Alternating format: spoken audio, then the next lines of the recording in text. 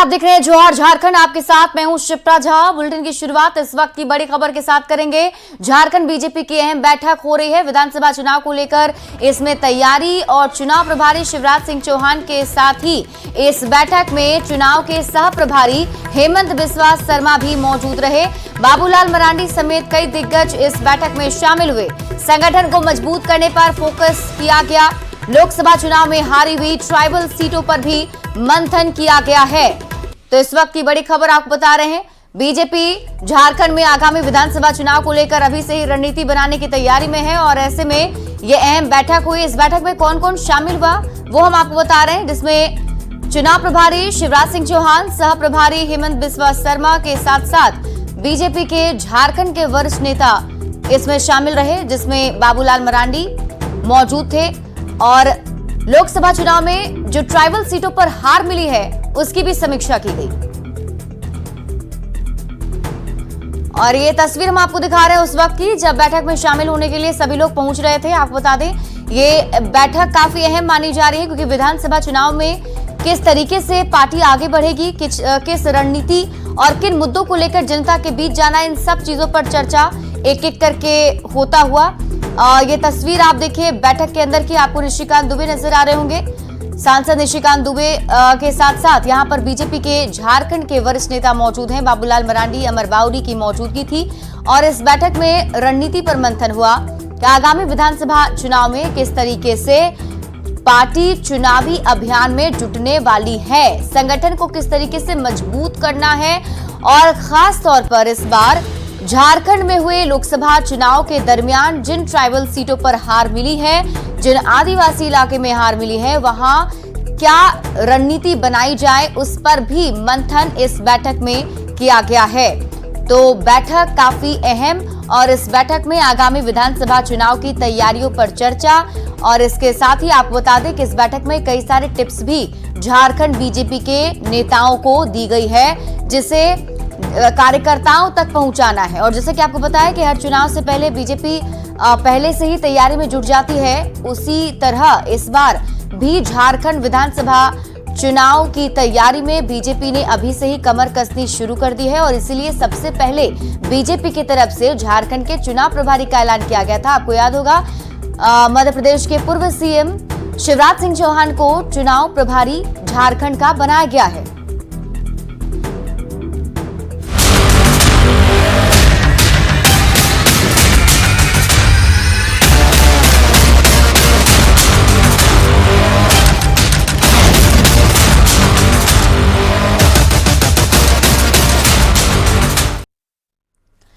और अब बात करेंगे नीट पेपर लीक से जुड़ी बड़ी खबर की। देवघर से गिरफ्तार आरोपी से पूछताछ जारी है और आरोपी से ईओयू के एडीजी पूछताछ कर रहे हैं। आपको बता दें कि देवघर से इन 6 लोगों की गिरफ्तारी की गई थी और इन 6 लोगों से अब पूछताछ जारी है। नीट पेपर लीक से जुड़ी हुई इस वक्त एक और बड़ी खबर आपको बता रहे हैं। देवघर से जिन लोगों को गिरफ्तार किया गया था उनकी संख्या 6 बताई जा रही है और आज आरोपी से ईओयू के एडीजी जो है वो पूछताछ कर रहे हैं। और खबर यह भी है कि एडीजी जांच पड़ताल के बाद, पूछताछ के बाद जानकारी मीडिया से साझा भी कर सकते हैं। और ये सभी जो आरोपी हैं ये देवघर में रह रहे थे। कल ही टीम को जानकारी मिली थी, इन सभी को गिरफ्तार किया गया था, उन सभी को पटना लाया गया है और सबसे पूछताछ जारी है। इसमें जो मुख्य आरोपी है सिंटू कुमार, उसकी भी गिरफ्तारी देवघर से हुई थी।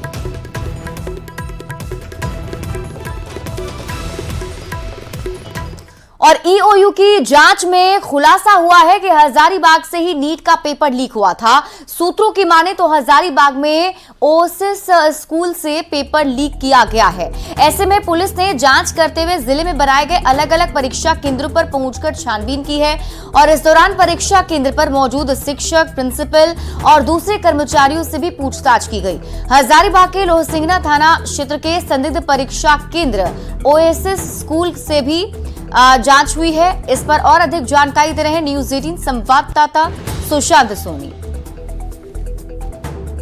लेकिन इन दिनों जो नीट परीक्षा पत्र लीक का जो मामला चल रहा है, इसको लेकर हजारीबाग और हाईलाइट होता नजर आ रहा है। हजारीबाग के लोसिंगना थाना क्षेत्र इलाके के ओएसिस स्कूल के पास है, जहां पर पिछले दिन जो आर्थिक अपराध इकाई की जो टीम है वो यहां पर जांच के लिए पहुंची थी। उस जांच टीम में जो है बताया जाता है कि एक एडिशनल जो एसपी रैंक के अधिकारी के साथ साथ जो है 2 इंस्पेक्टर रैंक के अधिकारी वो शामिल थे और कई पहलुओं पर जांच की है। हजारीबाग के इस ओएसिस स्कूल ही नहीं बल्कि अन्य जो परीक्षा केंद्र बनाए गए थे वहां पर भी ईओई की जो टीम है उन्होंने जांच किया। लेकिन सबसे अहम बात यह है कि जो तमाम परीक्षा केंद्र बनाए गए थे वहां के प्राचार्य यानी जो प्रिंसिपल है वो कहने से कुछ भी जो है वो बच रहे हैं। कहा जाता है कि उन लोगों को जो है ईओयू की टीम के द्वारा कुछ भी कहने से जो है वो मना किया गया है, ताकि किसी तरह का जो जांच की जो प्रक्रिया चल रही है इसमें परेशानी ना हो। लेकिन हजारीबाग की अगर बात जो सामने आ रही है, इसमें से कौन से बड़े चेहरे इस पूरे मामले में शामिल है, आखिर किनके द्वारा जो है यह सब हुई है, क्वेश्चन पेपर लीक हुआ है, इसकी जो है जल्द ही खुलासा होने की संभावना जताई जा रही है। सुशांत सोनी, न्यूज 18 हजारीबाग। वहीं पेपर लीक मामले को लेकर गोड्डा से बीजेपी सांसद निशिकांत दुबे ने प्रदेश सरकार पर निशाना साधा। उन्होंने क्या कुछ कहा है आपको दिखाते हैं। मेरा ये कहना है कि जांच हो जाने, मैं सबसे फोल्डेड हैंड से रिक्वेस्ट ये कर रहा हूँ कि जांच हो जाने। बस 6 लोगों को कल गिरफ्तार करके लेके गई है, वो सभी बिहार के लोग, नालंदा के लोग हैं। और हजारीबाग में जो आज पता चला है, ये एक बड़ा सवाल है कि हजारीबाग में पेपर लीक हुआ है। और मैं हमेशा कह रहा हूं कि ये जो सरकार है, झारखंड की जो सरकार है, ये सभी कुकर्मों में लिप्त है। तो ये कुकर्म हो सकता है कि ये नीट की भी का भी कुकर्म हो, लेकिन जांच हो जाने दीजिए। मैं अभी किसी के ऊपर आरोप प्रत्यारोप नहीं लगा।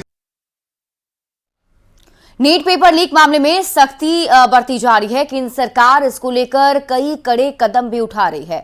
मामले की तह तक सरकार जाएगी और इसको लेकर अब कदम उठाए भी जा रहे हैं। इसके साथ ही सरकार की तरफ से कहा गया है कि मेधावी छात्रों को परेशानी नहीं होगी, ये विश्वास सरकार दिला रही है और ये भी कह रही है कि छात्र किसी के बहकावे में नहीं आए।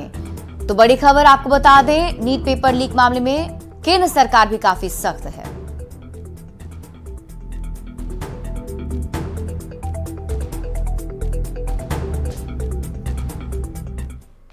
बढ़ते आगे, बात अगली खबर की। रांची के रेसलर विकास कश्यप ने ब्रॉन्ज मेडल जीता है।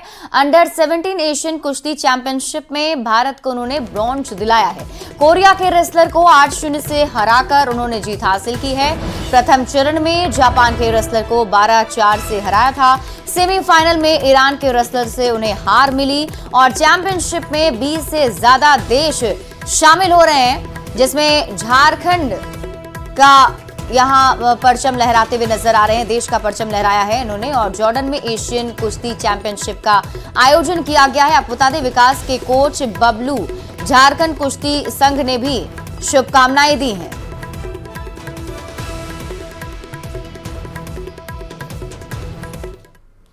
रांची पहुंचे केंद्रीय कृषि मंत्री शिवराज सिंह चौहान ने अपना पहला फील्ड विजिट किया है। उन्होंने झारखंड के ICAR निसा से फील्ड विजिट कर कृषि मंत्री के तौर पर काम की शुरुआत की। इस दौरान उन्होंने कहा कि मैं सौभाग्यशाली हूं कि भगवान बिरसा मुंडा की धरती से मुझे अपने कार्य को शुभारंभ करने का मौका मिल रहा है। उन्होंने साथ ही कहा कि झारखंड में 100 साल से लाह की खेती हो रही है, इस पर शोध भी हो रहे हैं। झारखंड में कृषि के क्षेत्र में संभावनाएं हैं, जिसको लेकर केंद्र सरकार गंभीर है।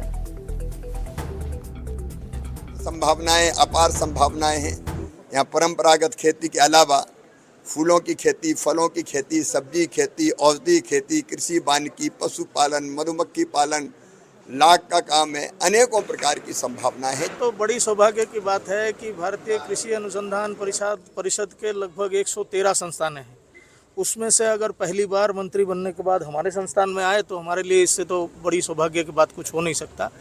और हमें ये बहुत अच्छा लगा कि जैसे मंत्री जी ने कहा कि उनके पास एज ए स्टेट गेस्ट बहुत सारे अदर ऑप्शंस भी थे रहने के लिए, बट उन्होंने संस्थान के गेस्ट हाउस को ही चुना। गांडेय की विधायक कल्पना सोरेन पवित्र धर्मस्थली मरांग बुरु पहुंची, जहां उन्होंने पूजा अर्चना की और राज्यवासियों की खुशहाली की कामना की है। तस्वीरें हम आपको उस वक्त दिखा रहे हैं जब कल्पना सोरेन मरांग बुरु पहुंची थी और वहां उन्होंने मत्था टेका और साथ ही झारखंड की खुशहाली की कामना की।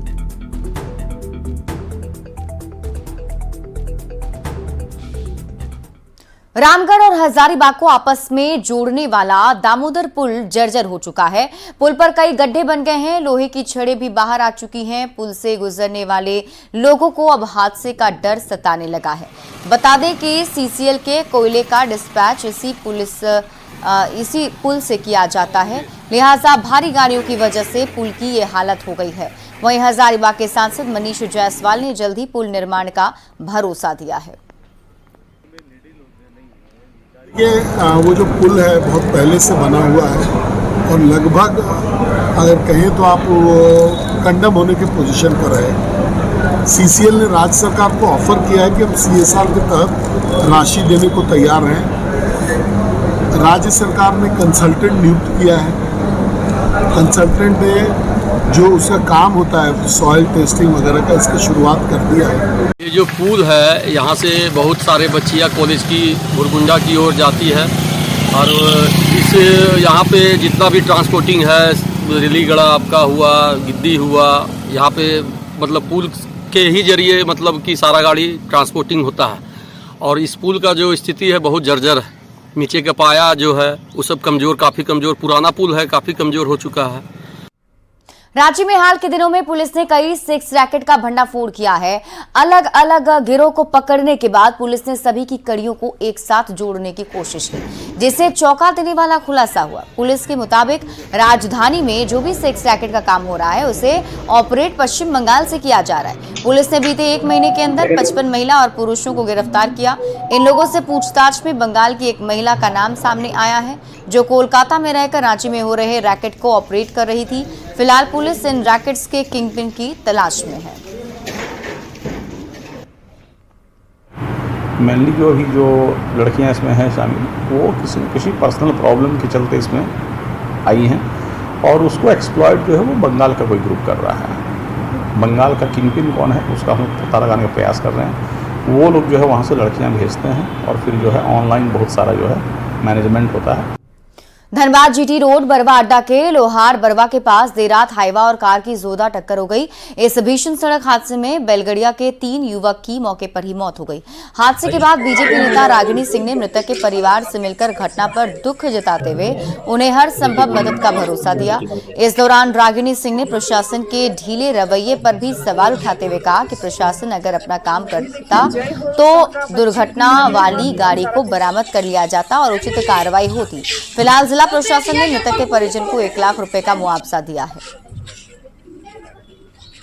1 लाख रुपया हम लोग उस दिन डीसी साहब से मिले और जो सरकारी राहत है वो मिल रहा है। और बाकी ठेकेदार को जिसका भी गाड़ी है उसका गाड़ी मालिक को भी हम लोग पता लगा रहे हैं। जैसे पता लगता है कहीं ना कहीं थाना प्रभारी का घोर लापरवाही है जिसका कारण अब तक नहीं मिला है। थाना चाहता, प्रशासन चाहता तो उसी दिन इस परिवार को सही मुआवजा मिल जाता, लेकिन कहीं ना कहीं कोई भी थाना अपना पैकेट भरने से फुर्सत नहीं है।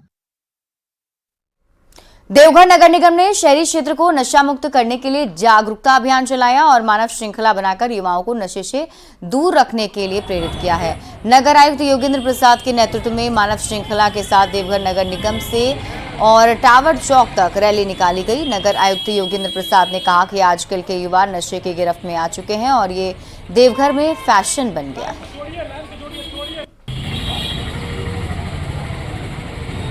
झारखंड और नशा मुक्त भारत के तहत आज हम लोग मानव श्रृंखला बनाने का ये तैयारी थी हम लोगों की, जिसको आप देख रहे हैं। हम लोग का प्रचार प्रसार का एक रथ भी निकला है जो लोगों को ये जागरूक करेगा कि धूम्रपान का सेवन ना करें, नशा का सेवन ना करें, खुद को स्वस्थ रखें, परिवार को स्वस्थ रखें और अपने समाज को स्वस्थ रखने में मदद करें।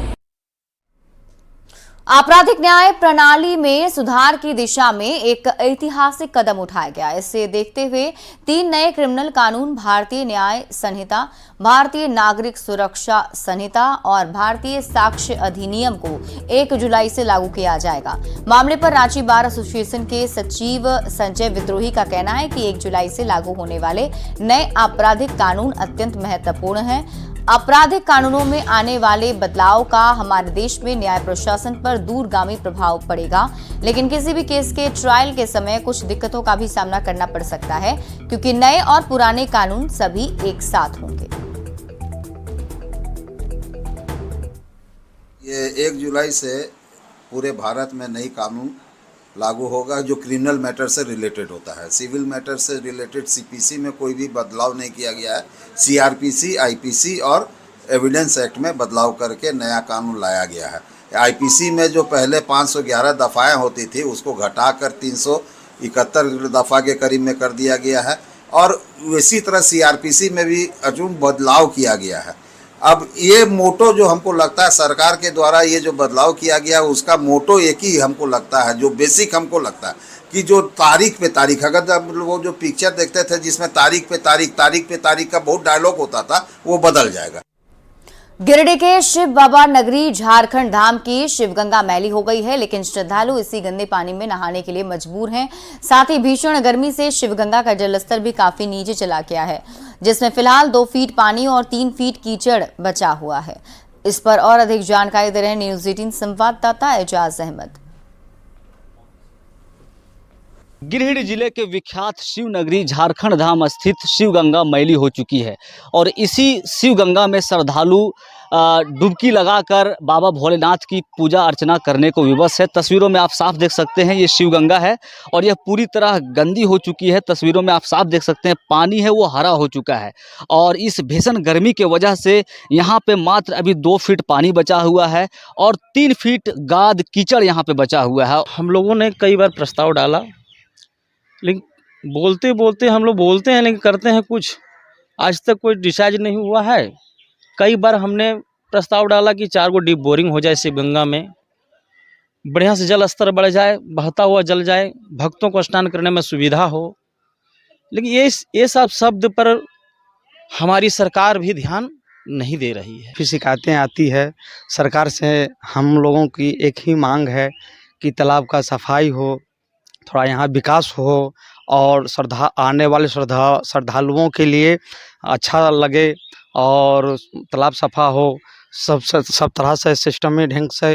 और ऐसे में श्रद्धालुओं की भी शिकायत रहती है कि आखिर यहाँ पर वैकल्पिक स्वच्छ जल की व्यवस्था श्रद्धालुओं के लिए नहाने के लिए क्यों नहीं किया गया है, क्योंकि यहाँ के लोगों का भी कहना है जो पूजा पाठ करवाते हैं कि स्थानीय जनप्रतिनिधियों से कई बार शिकायत की जा चुकी है, बावजूद कोई अधिकारी ना ही स्थानीय जनप्रतिनिधि इस मामले को संज्ञान में ले रहे हैं और परिणाम ये बना हुआ है कि इसी गंदे पानी में श्रद्धालु नहाने को विवश हैं।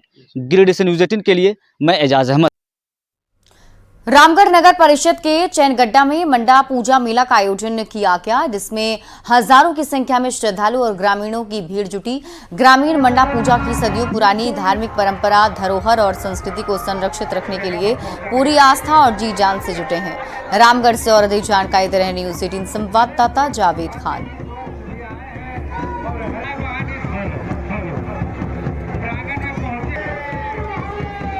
मैं मौजूद हूँ रामगढ़ नगर परिषद के चैनगड्डा में। आप हमारे पीछे देख सकते हैं कैमरे के माध्यम से।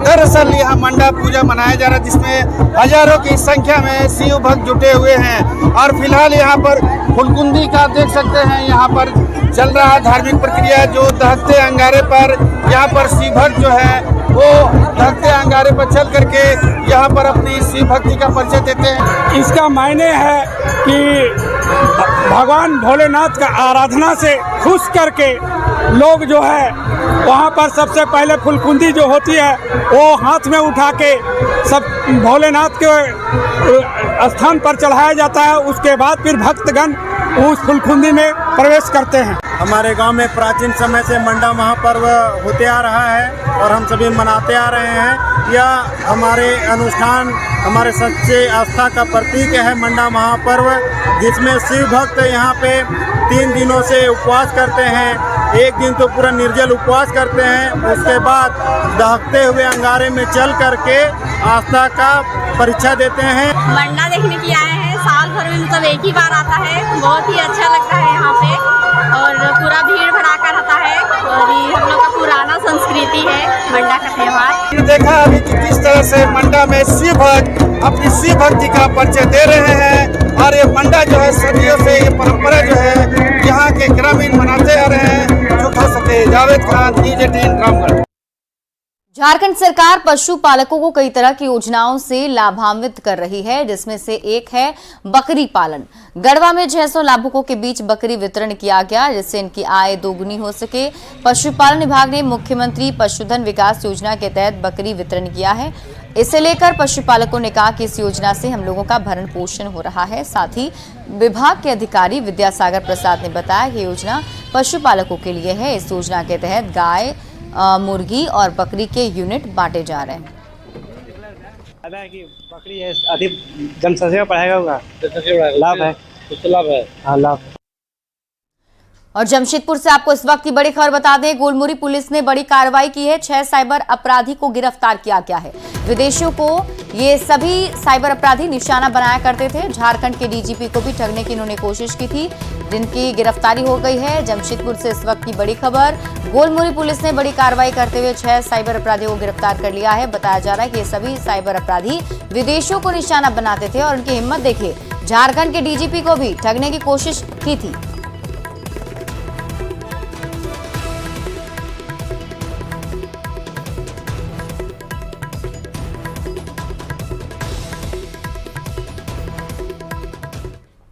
और फिलहाल इस बुलेटिन में अभी के लिए बस इतना ही। आगे देख लेते हैं हेडलाइंस।